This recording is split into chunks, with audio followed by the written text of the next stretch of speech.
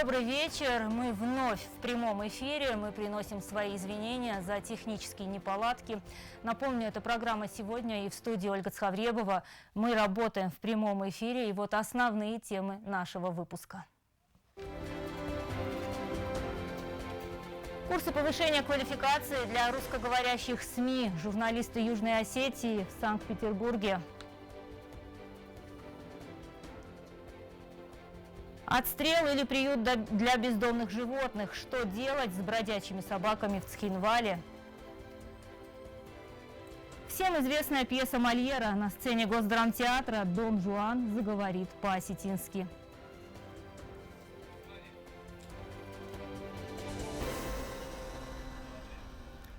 Положительная динамика количества пострадавших в дорожно-транспортных происшествиях на дорогах республики меньше, нежели за аналогичный период прошлого. Специалисты отмечают, основная причина ДТП – несоблюдение скоростного режима. Подробности в репортаже Эльвиры Тибиловой. В республике в первом квартале нынешнего года число дорожно-транспортных происшествий составило 38 случаев. 4 из них с участием пострадавших были занесены в статистические данные. По сравнительным данным прошлого и текущего года число пострадавших в ДТП за 3 месяца было меньше. Аналогичный период 2020 года вошли 33, 7. Значит, ДТП мог бы фельдерши фаласа статистиком, а бохостом шипор мене за эти 3 месяца было. А в прошлом году зато бохотуйте тустер ДТП в дифаладже больница там увечья получили больше. Хавю закон наушили.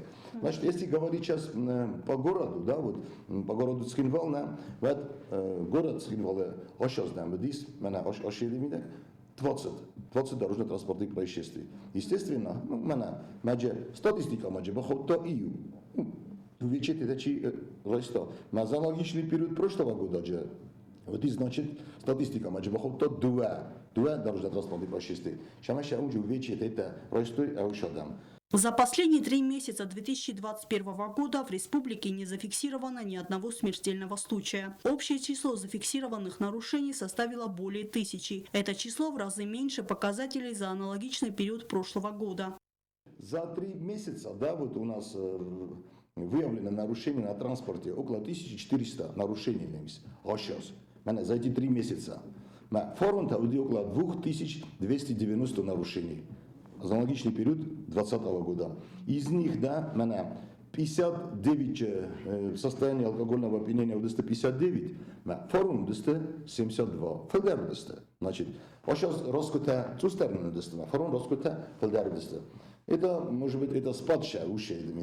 Это означает то, что вот, или люди начинают понимать, что за рулем водитель, кто сидит за рулем пьяным, да, и управляет транспортным средством, они к этому приходят.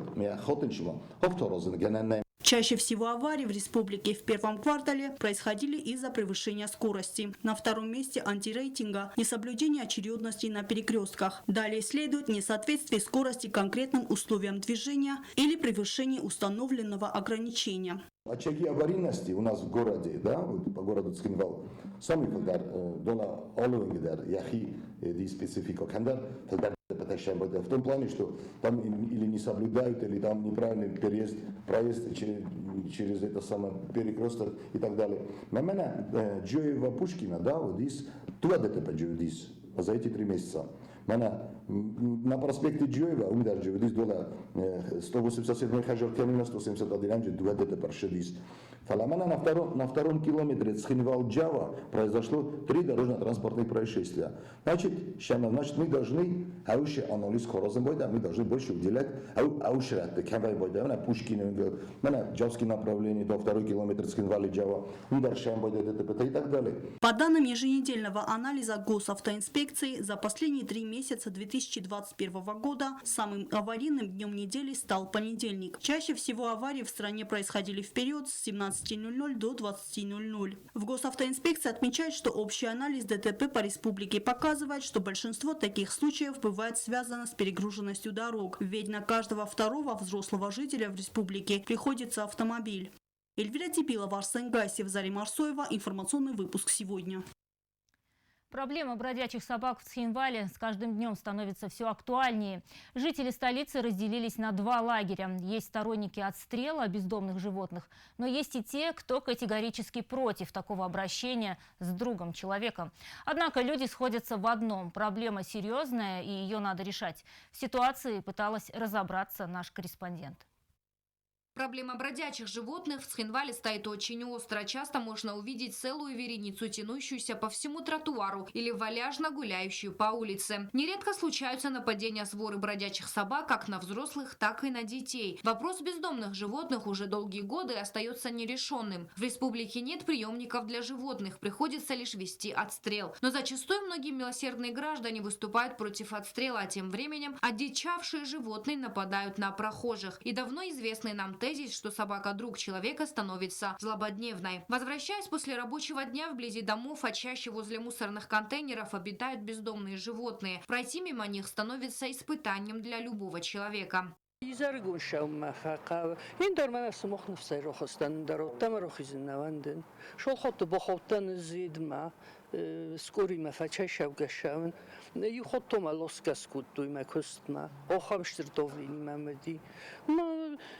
نيشتي بخوز كان برجع طريقة دست أفتاس نجورن دست فشاق دتسا فلا ما خيف الدرورزن بخاطر كان كويتاي من خجول ماشم باید ما کوی که لبورنج نما وجم باید خجول ما کوی مسون کودر هفتم سام کنم باید ما کوی گدارو کنم باید الله خاطر ترسکریزگه. Довольно часто можно встретить целую свору собак, и если они решат напасть, то последствия окажутся печальными. Наша съемочная группа обратилась в приемное отделение республиканской больницы, и, как выяснилось, за 3 месяца текущего года уже зафиксировано более 60 случаев нападений. С начала 2021 года, значит, с укушенными ранами к нам обратилось около 60 человек. Значит, в основном это укушенные раны, полученные от собак и от кошек. Обращаются непосредственно сюда, в травмпункт.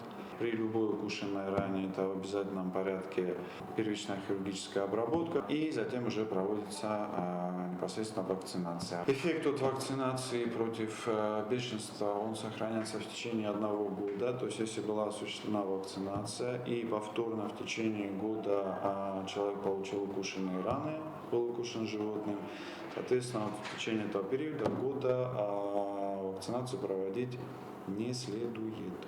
Не менее острой является проблема с породистыми собаками. Многие выпускают на свободный выгул или еще чаще, наигравшись, выбрасывают домашних питомцев на улицу, не оставляя им выбора. Тогда-то они и примыкают к своре бродячих псов и нагнетают еще больше страха жителям города. Управление ЖКХ при администрации города по мере возможности устраняет проблему нападения собак на прохожих, но этот метод пока малодейственен. По поводу проблемы бродячих собак в городе, мы можем сказать следующее, что вот сейчас уже сезон начинается, потепление пошло, и эти собаки, их количество становится все больше и больше именно в городе. Даже они сходят с сел в город, и их, конечно, больше. Но самое главное, да, работа благоустройства администрации города идет. То есть на данном моменте мы имеем только одну возможность ликвидации угрозы безопасности – это отстрел. Эта работа продолжается, и она будет продолжаться и дальше. Самая большая распространенность поражений, то есть угроз от собак – это домашние собаки. То есть граждане выводят своих собак без присмотра, без каких-то средств защиты. Это, конечно, пагубно сказывается. В случае возникновения угроз со стороны бродячих собак, жители города могут обращаться по номеру 809-5900. И они, работники благоустройства, сразу будут выезжать и устранять, ликвидировать угрозу. Вопрос с бродячими собаками необходимо решить своевременно. Бродячие собаки не только угроза нападения для жителей. Они растаскивают мусор с контейнеров, а это способствует размножению крыс и мышей. Хочется обратиться к жителям, быть более осмотрительным и осторожным, избегать мест, где велика вероятность встречи с бродячими собаками. Агунда Губозова, Лена Газаева, Азамат Кудзев, Аида Кочева. Информационный выпуск сегодня. Повысить профессиональный уровень. С этой целью 10 журналистов государственных средств массовой информации Южной Осетии отправились в Санкт-Петербург. Там проходят курсы повышения квалификации, системы СМИ и формирования новых трендов в условиях цифровой трансляции. Мероприятие рассчитано на представителей русскоязычных иностранных СМИ. Журналисты пробудут в северной столице России около 2,5 недель. И в течение этого времени их ждет очень насыщенная и интересная программа. В понедельник состоялась официальная церемония открытия. Тему продолжит Агунда Губозова. На курсы из Южной Осетии поехали журналисты в количестве 10 человек. Среди них и студенты ЮОГУ. Кроме нашей республики, в мастер-классах принимают участие более 40 журналистов из разных стран. Участников курсов поприветствовали директор Фонда сотрудничества с русскоязычной прессой Александр Клейн, заместитель директора Северо-Западного института управления РАНХИКС Ольга Казанская, директор Международного центра образовательных программ СЗИУ Анна Скорынина. В первый день занятия прошли по теме особенности и механизмы взаимодействия СМИ с экспертными сообществами. Преподаватель, научный руководитель программы, доктор политических наук, профессор Инна Витренко. Тема повышения квалификации работников русскоязычных зарубежных СМИ. Нам ее сегодня представили, она очень насыщенная, здесь очень много лекций. Мы будем заниматься на протяжении 3 недель. И надо отметить то, что это не только мастер-классы и лекции, и нам будут рассказывать. Нет, очень много интересных практических занятий, в которых мы будем, естественно, принимать участие. И сегодня сюда приехали русскоязычные журналисты из разных стран. И очень приятно, что огромное количество журналистов представляют здесь Южную Осетию. Курсы рассчитаны на 18-дневную сессию и включают блоки лекций, семинарских и практических занятий по базовым дисциплинам – филологии, культурологии, социологии, политологии и медиологии, а также теории и практики современной журналистики. За время курсов слушатели обновят свои профессиональные звания, усовершенствуют навыки использования социальных и медиатехнологий, получат возможность перенять наиболее эффективные профессиональные приемы. И что немаловажно, участники смогут за время курсов установить и закрепить профессиональные связи с ведущими российскими и региональными СМИ. По завершении курсов слушатели получат соответствующие свидетельства. Агунда Губозова, Вера Схавребова. Информационный выпуск сегодня. В Квайса, так же как и в Цхинвале, ситуация с заболеваемостью коронавирусом стабилизировалась. На данный момент в больнице находятся 5 пациентов с ковид. Их состояние не вызывает опасений у специалистов. А вот последствия перенесенного коронавируса беспокоят и самих пациентов, и медиков. Наш корреспондент Анжела Кукоева расскажет подробности. Ситуация с распространением коронавируса в городе Квайса стабильная, отметили в местной больнице. В стационаре лечения с подтвержденным диагнозом COVID-19 проходят 5 человек. Их состояние стабильное и находятся под пристальным вниманием врачей, а 1 пациент находится на самоизоляции.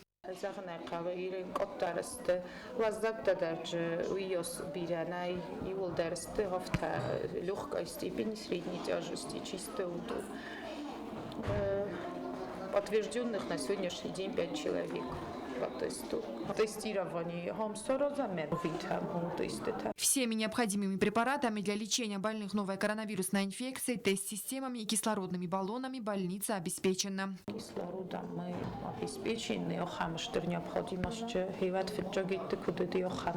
У нас есть препараты первые необходимые на сегодняшний день по протоколу, по стандарту лечения коронавируса. Все, что прилагается, удобно. В принципе, в больницу все чаще начали обращаться люди, которые переболели коронавирусной инфекцией. На фоне перенесенного заболевания у них развились и другие болезни. Чаще всего пациенты жалуются на боли в области сердца. Здесь им делают кардиограмму, берут общий анализ крови и по результатам обследования им назначают дальнейшее лечение.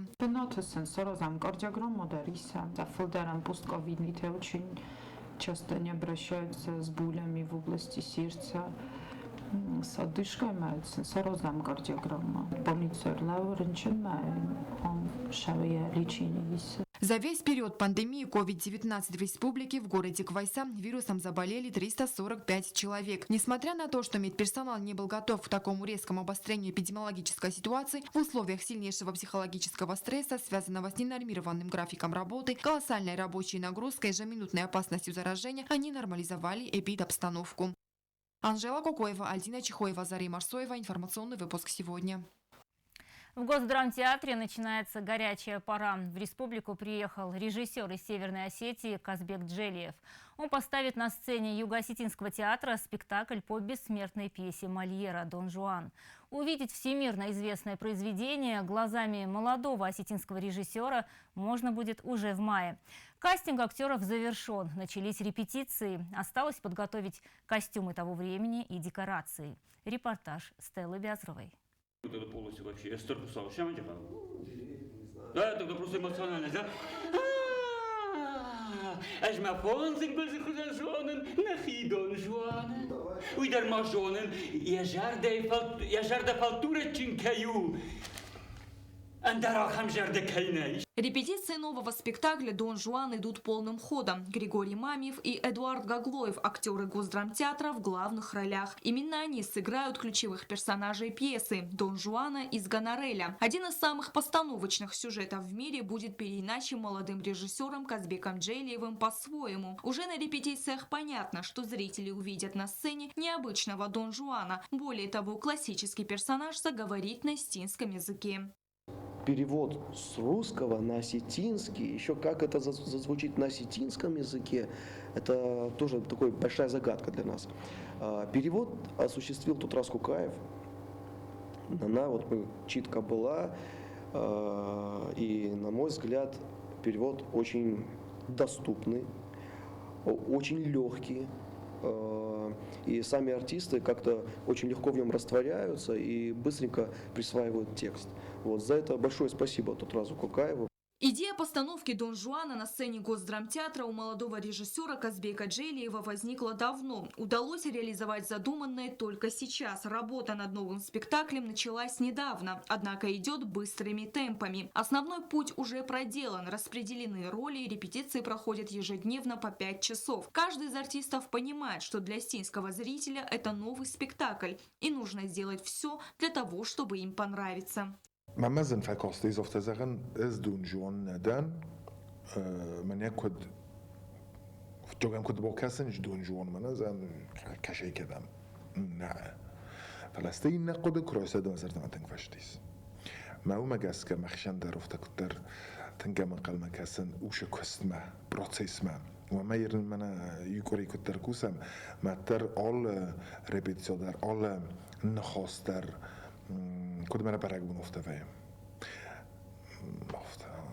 Всего в спектакле 16 действующих лиц. Помимо классических героев пьесы, зрители увидят и других персонажей. По словам Казбека Джелиева, он хочет показать Дон Жуана не только как обольстителя женщин. По задумке режиссера, осетинский Дон Жуан будет отличаться от классического. Эта пьеса, на мой взгляд, очень актуальна сегодня.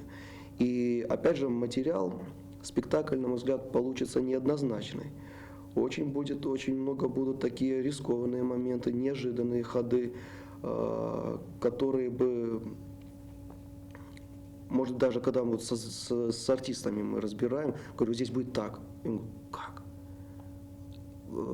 Как мы, допустим, Иисуса добавим туда, как? То есть очень много религиозных взглядов в этом произведении.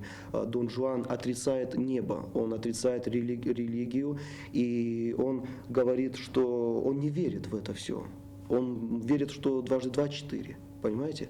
И на самом деле сегодня, к сожалению, люди тоже есть такие, да, у которых нету ничего святого. Помимо артистов, к новому спектаклю готовятся костюмеры и декораторы. Им также предстоит проделать огромную работу. По словам Джелиева, зритель увидит премьеру спектакля «Дон Жуан» в ближайшее время. Стелла Бязарова, Рауль Кочи, Вера Схавребова. Информационный выпуск сегодня. А сейчас узнаем прогноз погоды на завтра.